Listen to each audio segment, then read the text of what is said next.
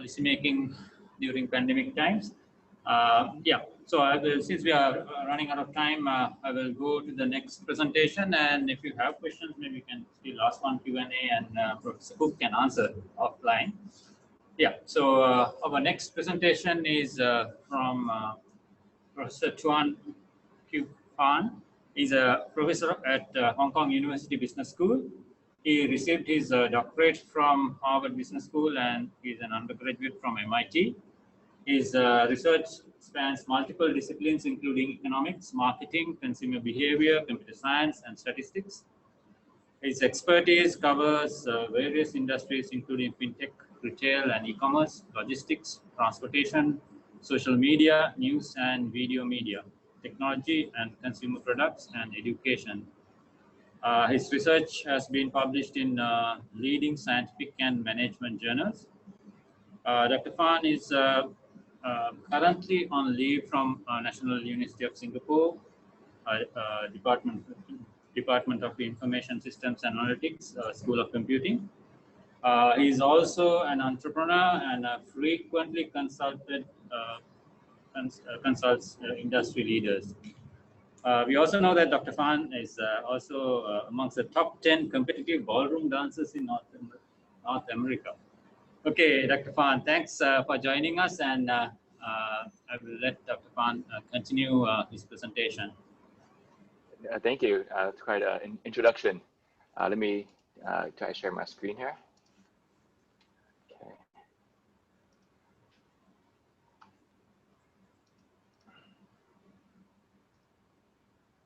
Okay, so can everyone see my screen? Yes. Okay, thank you. I'm happy, glad to be here. Actually, just listening on to Dr. Cook's talk, quite interesting. And actually, I'll touch on some of those topics as well, and some of our research on this. Is Dr. Cook still here, or maybe I don't know if it's better to jump there first, or we can go in order. Hello. Okay, so maybe we'll just go in order then. Okay, so I'm happy to be here to talk about data science and its applications. So in the business school, we are looking a lot more towards what can we do with this. We're a little bit less on the technical side, but we're saying, well, if you invest in a data solution or data science, do we get some sort of ROI or kickback? What can we do with this? All right, so I just want to start off a little bit on this. This is actually a piece of research looking at about 900,000 recipes around the world and what ingredients are used in those recipes. All right, so what they mapped here is each of those circles, each of the nodes is an ingredient. The size of it is how frequently they're used in recipes. So you see that, for example, onions and garlic are used quite heavily throughout the world, as well as eggs and wheat. Different colors are different types of ingredients, like vegetables versus like meats and alcoholic beverages. So the lines there connecting the nodes are indicating if they share many common flavor molecules. So the thicker the line, the more flavors that they share in common. So you see that a lot of the vegetables do share quite a bit. A lot of the meats here also have a cluster that share quite a bit of compounds. But then the next thing was that they look at the different types of cultures and how they use those ingredients in the recipes. And here they pick the most used ingredients. So you have like sesame oil, soybean, scallion, soy sauce in the East Asian foods. And well, so for example, Southern European, you have a lot of basil, onions, tomatoes, garlic, olive oil, and so forth, as well as the Latin American and the North American and the Western European food. But immediately when you see this, you can see that there's generally two clusters of food. One is the North American and Western food, which shares a lot of commonality, using milk, wheat, butter, eggs, and vanilla, whereas like a lot of the East Asian, Latin American, Southern European all share garlic. Right. So I think this is kind of nice way to highlight kind of something that we intuitively kind of know about the food, but now we can see that there's a clear relationship between different cultures and how they use the food. Okay, so so a lot of my work is in using like this building these insights that can help managers or policymakers or even the everyday citizens to better understand the world around us. Right. So I guess my background has been mentioned, so I'll just kind of briefly skip over this. So I was at NUS for quite a while. I did my undergrad at MIT, and at the time in undergrad, I did a startup with a couple of friends doing mobile device graphics for mobile devices. And during that time, we were, I would say, overly confident engineers. We thought that if we built a good product, they would come. And that was not the case, right? And so during my time there, I started applying a lot of my more technical skills towards business problems, and actually found that quite interesting because then you start doing mathematical modeling of demand, of pricing, of market shares, and various aspects. So I had the opportunity then to go back to school to do my PhD in marketing. And I'm on what's known as a quant marketer, where we use quantitative data to help businesses. Okay. So yeah, as mentioned, a lot of my research is on social networks, media, retail, fintech, and in general, the digital economy. I teach a lot of courses on big data, fintech, edtech, but I've also worked closely with a lot of companies because I do believe that the companies are also quite innovative. And that they're on the cutting edge of what's out there. So we're always keeping an ear to the ground to know what's going on, what are their problems, and how can we use technology to help address some of the problems. So a few companies I've worked with in the past, I won't go through all of them, but some of the big ones like Facebook and Viki, Rakuten, as well as some small startups in different sectors. Okay, but the main point I want to talk about today is about how data is really disrupting different industries, and as well as creating new industries. So I'll just go through a very briefly a number of applications I've seen around the world, as well as some of my own work. Okay, so in AI, I also use AI a little bit interchangeably with data. Data science. I know it's not fully the same, but for perhaps this talk, we'll use them a little bit more interchangeably. Okay, so data has really been disrupting the retail industry. If you should walk around, let's say Singapore or the US, maybe 5-10 years ago, you see that the malls were packed with people. But now if you go to like Singapore or most metro areas in China as well, this is what you'll see, that the malls are empty and vacant, right? And this is partially driven by by companies who are better at using data. And it's challenging for a lot of traditional companies to keep up with these changes. Okay. So here's a couple of zombie retailers. So Sears is one of the oldest retailers in the US. And now that they have gone bankrupt and on the have closed their shop. So this is like over 100-year-old company. Right. And but not all is lost for the brick and mortar retailers.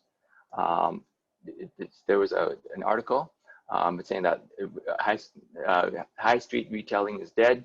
Long live high street. And the conclusion was that for many companies, traditional brick and mortar companies, if they start adopting data technology, they can find a new path and new success. All right, so here's saying omni-channel shoppers might have complex behavior patterns, but robust data and analytics can demystify these intricate purchasing behavior. When the consumer data is thoroughly analyzed, it's possible to give consumers personalized recommendations and predict their future behavior. According to the 75% of consumers prefer customized experiences, which is the key to success for retailers, whether they operate through clicks or through bricks. Right. So I'd say that one of the major issues with brick and mortar traditional retailers is that they lack data. Right? A retailer like Amazon have done a lot of innovation and have been able to collect a lot of data. So not only are they using robotics, but every time you search through the website, your click is recorded and used for their analysis. Right, so one of the first benefits they got from this was through recommendation engines. So with recommendation engines, they know what you've bought in the past, and you can recommend what other similar books that other people have purchased, and then that can also lead to greater sales and greater services to the customers. So some of the research have shown that recommendation engines can increase sales by like up to 25% or more. Right? But now with the clickstream data, they may even be able to see what you're considering before you buy. So in marketing, we call that the marketing funnel. So we see that what you're considering, maybe you're looking at the Canon cameras, but then you end up buying Nikon.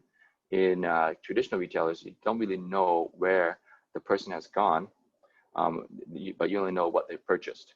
Here on e-commerce, you can finally see what they're considering before they made that purchase. Okay, but now there's increasingly more and more technology to try to bridge that gap between offline and online retailers. So I'll show you a quick video of this.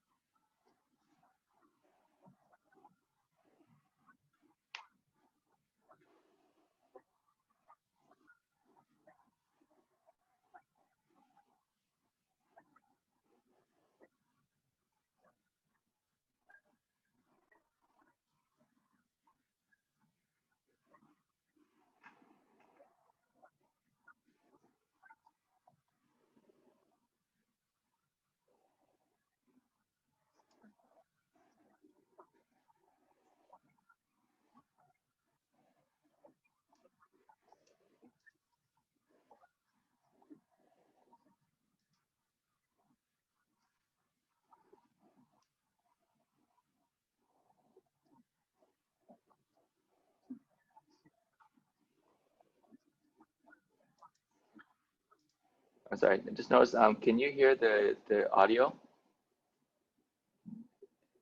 Can someone just give me a thumbs up or a yes or no?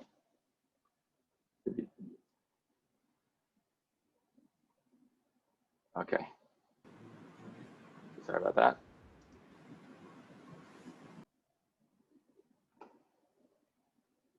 See.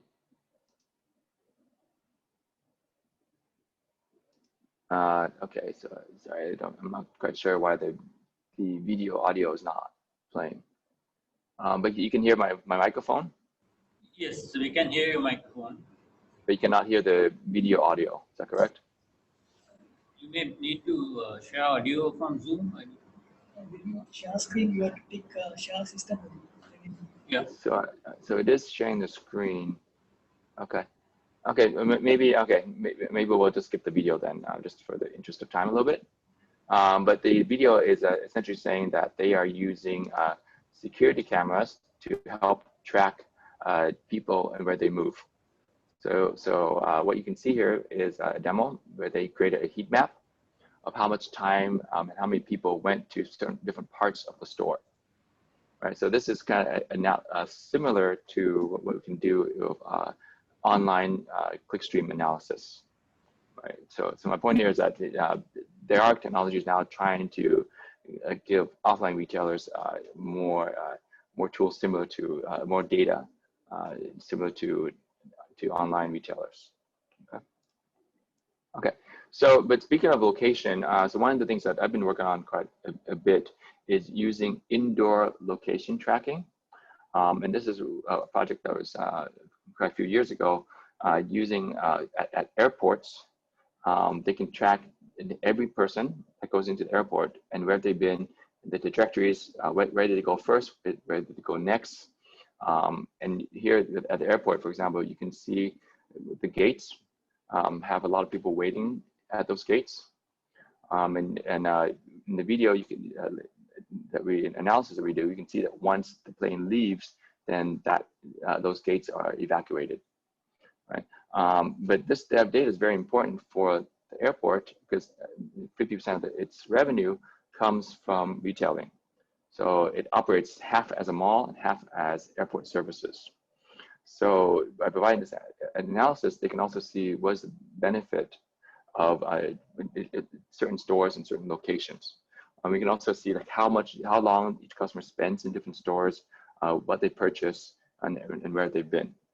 Right. So we built this interactive visualization for them for the different types of stores that they have. So here on the bottom are all the gates at the airport. And this one, as you mouse over, this is just a screenshot of it, but in the live demo, you do a mouse over, you can highlight a particular location. So here I've highlighted cafes, and you can see where people go before the cafe. So the red are the incoming. So a lot of them came from banks, came from checking counters, they went to the cafe. And then the green are where they went after the cafe. So many of them went to the gates, some went to the toilets, and some continued shopping. Right, so we've done this analysis, and we can then use it also for promotions. So they can send you discounts or advertise, different services and different products while you're at the airport to make your journey more pleasant. Okay, so location I think is a very important data. And it's becoming easier to access. Right? I'll talk more about data in a little bit, in a couple of slides, and other applications. Okay. Other industries that are being disrupted is also the hospitality industry. So this is a Harrah's casino based in the US, but they also have it in Asia. And they have been able to be one of the most profitable casinos and hospitality in the industry because they leverage analytics. They know where you've been, they know which gaming the facilities you used, how much you spend on dining, how much you spend on rooms, and able to send the right promotions to keep you longer and involved in the services. So they've been for a long time. Their stock value was increasing in double digits over several consecutive years. Other disruptions are happening in the media industry. Now we know that Netflix has been a huge success in doing video streaming, and they displaced traditional video rental services like Blockbuster in the US, or smaller DVD rentals and CD rentals and purchasing offline. And they're able to do that because they're using data to see what you look at and what you are considering, right? So in any business, the ability to see the future is the killer app. Netflix may be getting closer to House of Cards. The series directed by David Fincher, starring Kevin Spacey, and based on a popular British series, it's already the most streamed piece of content in the United States, and 40 other countries, according to Netflix. The spooky part is that the executives also chose Kevin Spacey based on the viewers' behavior. So they were able to find who was the most popular actor and who would be a great fit for the show, and that contributed to a huge amount of success for Netflix. So that worldwide, the number of users in Netflix, the subscribers, has just been skyrocketing and continuing to do quite well. Other areas include newspapers have been quite disrupted, and actually a lot of them are facing death because they are not able to keep up with what people are viewing and how to target the news better. Right? So now a lot of newspapers are using predictive analytics to help them to obtain more viewership and more subscription. Okay. Another area where I've been doing quite a bit of research is in using university data for EdTech. And some of this was back when I was in Singapore at NUS. So this is a social network of all the students in the whole university. And we have different colors for the different faculties. So this is Faculty of Arts and Social Sciences in pink. Green is engineering, I believe. The yellow is school computing. Black is the business school, and so forth. By looking at this, we can immediately see who's interacting with who and who's benefiting quite a bit. And so we are able to ask questions like, how can universities perform better using the students' digital traces. So we know, for example, what classes they're taking. Are they using these learning management systems, where they've been, and who they interacted with, right? And using that data for the university, we're saying, can we personalize learning? Can we even recommend classes which are most suitable for you, for your learning style, for your objectives, or maybe to increase your salary? And we also have quite a bit of data that we can predict a student's salary 4 years later when they exit the university, based on a variety of factors, including their admission scores and who they interact with. Okay. And other parts, we also look at e-health. We're working with the medical school, where we're looking at trying to make a personalized medicine for cardiovascular diseases. So in CVD, right now, many doctors just give you a prescribed, a set, same dosage, same level, same medication for everyone. But they know that actually that's not effective, because some people, if you're heavier set or you're a smaller frame, that you would need less or more of the medication. And right now, there's no algorithm and no way to actually really do a good job of doing personalized medicine. Some of our projects is using a variety of EMRs, electronic medical records, even DNA, fitness trackers, and other data to predict the medication and personalized medication for you. Okay.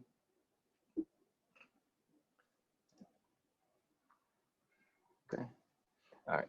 So okay. Another area of my research is in fintech, where I've been doing this for about 5-6 years, where there's about 2 billion unbankables around the world, and they face trouble trying to get loans for education, for health, for building a business.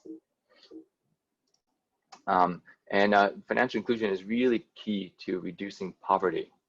Right, and right now, the alternative is to use loan sharks, like informal lenders with no regulations and no oversight. And one of the issues is that there is a lack of identity and also a lack of credit data.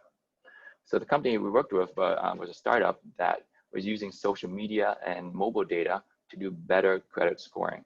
So we helped build some of those algorithms for that. They started off in Philippines, but then they grew around the world. We're also doing similar things for many companies in China and in Asia. Right. So to give you an example, so one of the biggest issues is lack of reliable credit bureau. So to give you an example, what can big data give?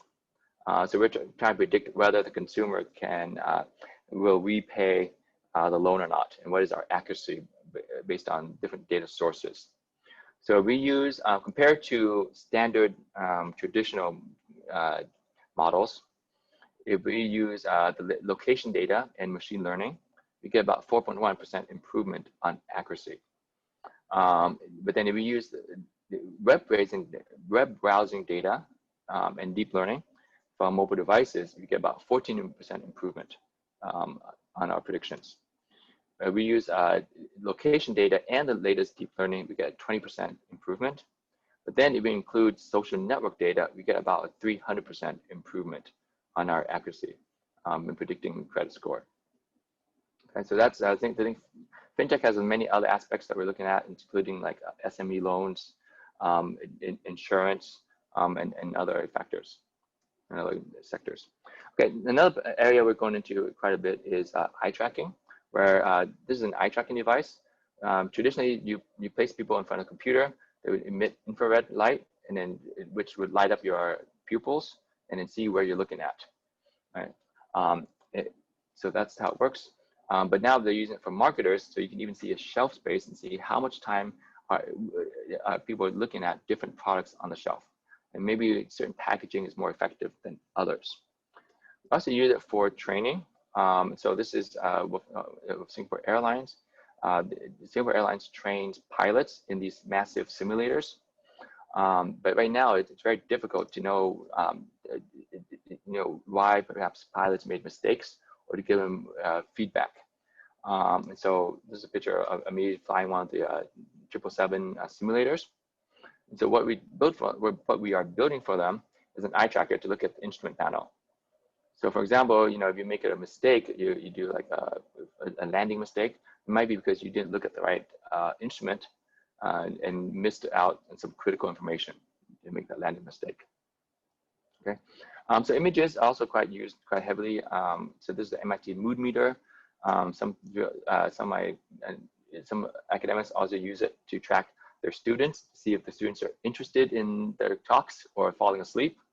So you can see here, this is from the Microsoft API solutions to look at, are they joyful, sorrow, anger, surprise, and so forth. Okay, so images, I'm quite excited about images and videos in general. They've been used a lot for vehicles, right? In China, they track, of course, license plates. They track people who are speeding or collisions by looking at the plates. This one is using satellite images to find the people who, illegal immigrants who are escaping through the Mediterranean Sea. And sometimes they would get into trouble because their boats would sink because of weather, and they would try to identify them and send out help before it's too late. Here, there are people also using cameras for identifying parking space. But some researchers are now looking at it to predict the success of a retailer. So in the US, a big retailer like Target or Walmart would have a large parking space. But then by constantly monitoring how many cars are parked there, it ends up being a very good predictor of the financial success of that retailer. Earlier with Dr. Cook's talk about COVID, my colleague actually and I have been working with the Chinese government. And this paper was published in Nature just this year, using telecommunication data, your cell phone data, and mobility, where people have moved, and looking at how it can predict the spread of COVID. So this is at the city level, where the red is Wuhan in the early days of late January, early February. And by looking at where people move, especially near Chinese New Year, that it ends up being a very good predictor of the spread of COVID. So, so they were able to benchmark this against other different types of data sources. So the red here is the outflow of people, ends up being one of the best predictors. And then the yellow is from Hebei province, not Wuhan city, but the whole province. And then they benchmark it against Baidu data, against search terms and other factors, and ends up that mobility has about almost a 90% accuracy rate. And what's important is that they're able to predict this like 2 weeks in advance before COVID actually strikes. And the Chinese government has then used that to allocate medical supplies and staff to those regions before an outbreak happens. And I think that they were quite successful at controlling COVID. Okay. Other things that we've been looking at, so this is quite an interesting company in China, providing recommendations for cosmetic surgery. Right? So it's a mobile app. This is a picture of me. You take a picture of yourself, and it analyzes your features and recommends what kind of surgeries or what kind of procedures would be appropriate. So here it's measuring like eye distance, eye-nose ratio, lip ratio, skin tone, and then the whole platform then would recommend a surgeon or other people to do the procedure.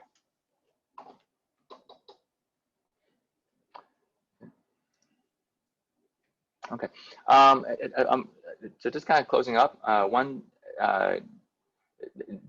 new phenomenon that I just came across very recently was the use of AI for social media influencers. And the issue here is that a lot of, if you want to place your product,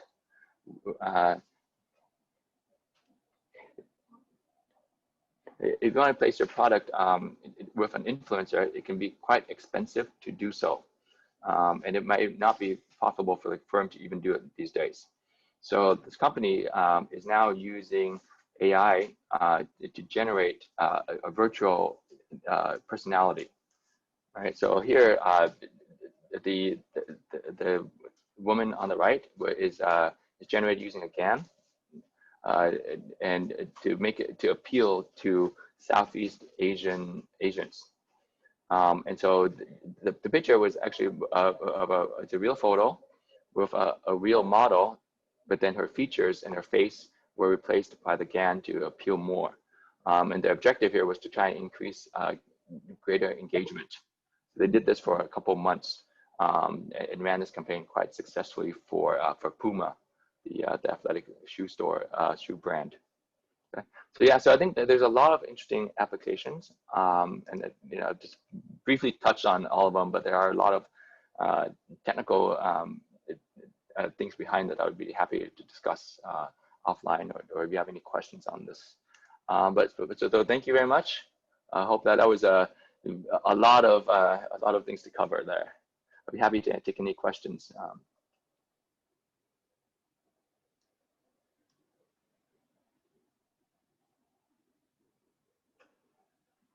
Yeah, so yes, there's one question here.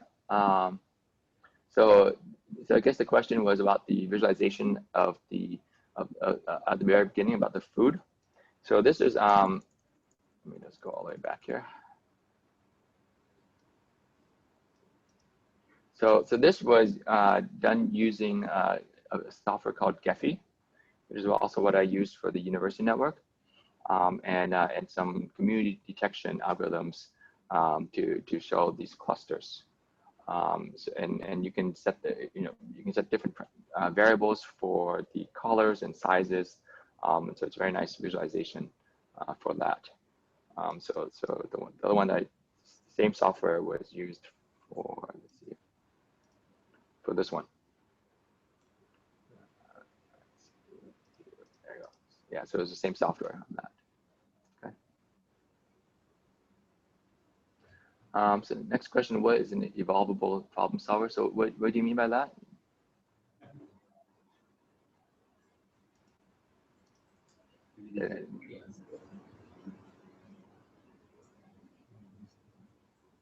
Okay, so since I'm not clear what you mean by evolvable, but I'll take the next question here. So I'm very fascinated in entering the AI industry and have theoretical knowledge about how ML and DNN work, but I don't have a proper idea of how to start a real AI project in the proper way. So can you tell me what I should do? Yes. So yes, very good point. It's a very good question. So I think the one of the key is that within a company they need to build a team that has people who know the domain really well, like business managers, and connect them with technical folks. So I guess to answer your question, maybe if you're interested in getting involved in that, is to work with a company or work for a company and try to find a position where you're not just placed as an engineer, but you're able to create new products and services and get to know the business problems better. So that's a lot of what we teach, is saying, okay, we don't get into all the details of what's, which DNN should we use and how many layers of deep learning and whatnot, but we say, well, these are some new applications that could be very helpful, but also these are some of the limitations. Sorry, I'll type the so the name of the software here is it's called Gephi. Okay, so it's an open source. I typed on the chat. Okay. Let's see, maybe I'll type here as well. Okay. I think. Do you have any other questions? Okay, so yeah, there's one thing, one question I guess I want to briefly discuss is about data privacy. So yeah, so this is actually a really good point. So with Singapore data here, we did have some institutional bodies that would oversee to make sure that the data is properly anonymized and the proper procedures were done to protect the privacy of the individuals. So it is becoming more and more difficult because of privacy laws, but I think it's still quite feasible, and that's as long as there's clear procedures and policies for this.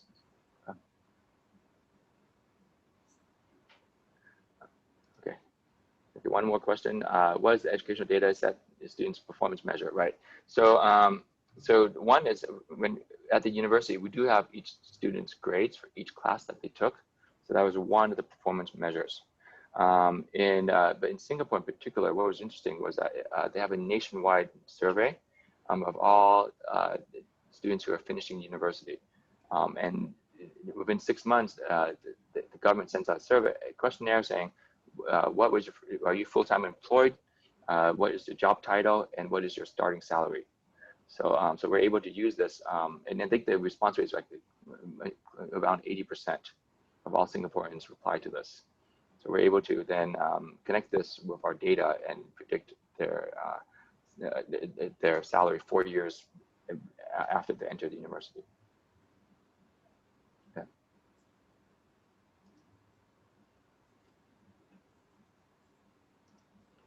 Okay. So, Thanks. One more question. Yes. Oh yes. So yes. So the question was about the fintech that we were able to get a 300% improvement on accuracy for using social network data. And the baseline we used was traditional financial data. So traditional financial data would include things like income, your salary, your age, your demographics. So this is what a traditional bank would use.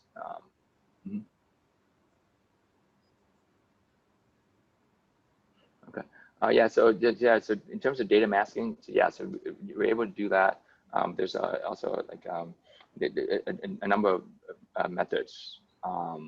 But for us, a lot of times we just provide an ID, and that is sufficient for most cases. Not all cases, of course.